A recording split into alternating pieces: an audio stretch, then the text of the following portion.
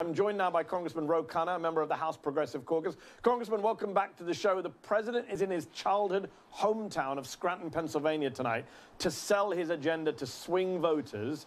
What does he have to sell them? What's left in this bill? It seems to be getting cut by the day. I read a quote from you yesterday that free community college is unlikely to survive too. Mehdi, there's still a lot in there. For less than 1% of our GDP, we're going to provide every kid in this country with preschool. That's a big deal. They do that in France. We're finally going to do that in the United States. We're going to provide child care. Seniors are going to get dental, vision, hearing. We're going to have the child allowance. Yes, it may be only for 1 year, but once we establish that principle, I don't think it will be hard to take away. And we're going to have bold climate provisions in there. So am I disappointed with some of the cuts? Yes, it's a reality in a Senate where Sinema and Manchin have votes that we need, but there is still a lot to celebrate in this bill. There's new polling out suggesting Joe Biden is facing a hard sell, both in Scranton and on Capitol Hill. 62% of American voters say the administration's policies are either somewhat or very responsible for increasing inflation. That includes 41% of Democrats. Only 38% of voters surveyed said the country is heading in the right direction. When I look at these numbers, I'm reminded of why Republicans obstruct, because most people don't pay any attention to how the sausage gets made. They just want the sausage, and Joe Biden's getting blamed for not providing it. How do you go into midterms next year without being able to sell all the things you promised you would give to people? Well, we have to deliver, and we have to talk about this in the proper context. I mean, if you say that the spending is only 1% of GDP, people will understand it's not inflationary. If anything, it's going to help deal with inflation. What is the cause of inflation? It is the lack of economic productivity, of productive capacity. This is going to bring people back to work by providing child care. It's going to help with the manufacturing supply chain problems, so increase our economic output to meet the increased consumer demand. So the plan actually will be deflationary, and we just have to get that message out. I want to play something that the Progressive Caucus chair, Representative Pramila Jayapal, had to say outside the White House last night after negotiations wrapped for the day, and get your reaction on the other side. Have a listen. Oh, I believe we're having a technical problem, so I'm just going to remind you what she said. She talked about how the president has laid out a number between 1.9 and 2.2 trillion. It's not the number that we want, but, you know, that's what they're now focused on. You're the deputy whip of the Progressive Caucus. Are you on board with where this price tag is now, 1.9 to 2.2 trillion? And again, how much do you have to lose from the bill to get to that number? From 3.5 trillion, which, as Bernie Sanders has pointed out, was a compromise to begin with. He wanted 6 trillion. To go down by $1.5 trillion, you know, soon we'll be talking about real money. Well, Mehdi, I am for the compromise. It's an ongoing negotiation, but you're right in terms of the range that you indicate as the likely range. But here's the point. We have a country where we have not provided preschool to Americans. We have a country where we have not provided paid family leave. We have a country where we have not provided child care. We have a country where we haven't provided seniors with dental, vision, or hearing. And finally, we have a bill that says, let's do this, what so many other industrialized democracies do. So I believe that is a step forward.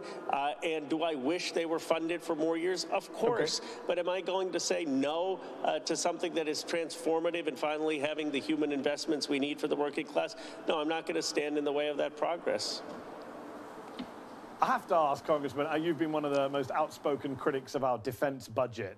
You have this week the Senate Appropriations Committee throwing billions of extra dollars at the defense budget, a 5% increase on what Biden had already asked for. Joe Manchin is on that Senate Appropriations Committee. Votes for that, fine. No inflationary issues for him there when it comes to the defense budget. We have reporting out suggesting that Kyrsten Sinema won't vote for any tax rises on the rich. When you look at senators like this, you name-check both of them. There are others in your party, but they're the two most outspoken. They're the face of this. I mean, I've started using the phrase Democrats in name only. What makes them Democrats? I know you reportedly launched a big critique of Sinema in the House Democratic Caucus not long ago. What makes these two senators Democrats if they're blocking basic stuff like free community college, a child tax credit for more than 1 year? Well, that they'll ultimately vote for the president's bill, that they ultimately voted for the American Rescue Plan. I mean, there wasn't a single Republican who even voted for the American Rescue Plan, the stimulus, the child tax credit. So we need their vote if the Biden agenda is to succeed. But I agree with you. I mean, it is absurd that we don't speak about $7.5 trillion for the defense budget. That's the 10-year average. No one talks about that. And to have a defense budget today that is more than Ronald Reagan's budget at the height of the Cold War, when we're getting out of Afghanistan, when we should be getting out of Iraq, makes absolutely no sense. No, it makes no sense, but it keeps happening, and many of your even progressive colleagues in the Senate vote for this stuff. There's very few Democrats on the Hill who are willing to stand up to the defense spending. There's very few who are willing to call out Sinema and Manchin by name.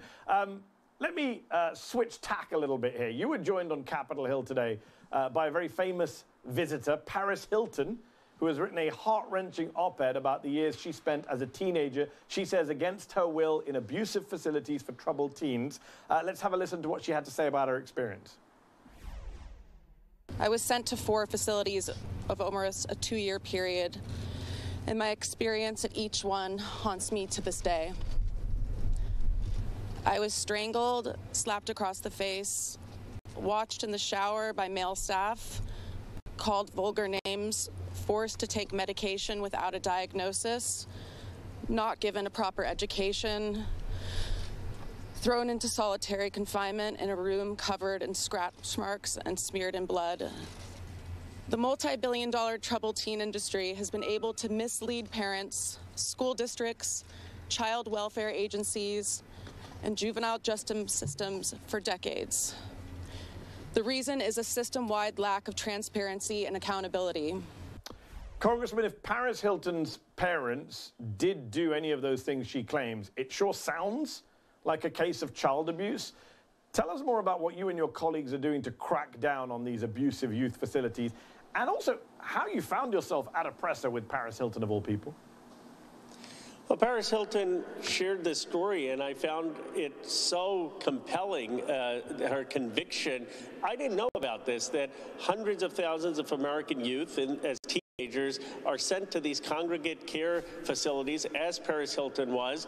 Her parents had no idea of the awful conditions in these institutions, and they are put in solitary confinement. They are beaten. They are denied freedom of movement, freedom of thinking, sometimes even freedom of expression. They're told to remain silent, and this is ongoing. And good for Paris Hilton that she is willing to fight. And by the way, if you're not Paris Hilton, if you're from a community of color, if you come from a sexually or gender diverse background, if you come from a working class background, you have very little chance if you're sent to one of these institutions. So we're calling for fundamental Bill of Rights at these institutions. Yeah, it is truly powerful stuff. I have to be honest, I didn't know about what was going on at these teen facilities. So if it's Paris Hilton making us think about it and cover it, good for her. And I hope you and your colleagues will take the action that looks like it needs to be taken pretty soon. It's pretty horrific stuff. Congressman Khanna, thank you for your time tonight. I appreciate it.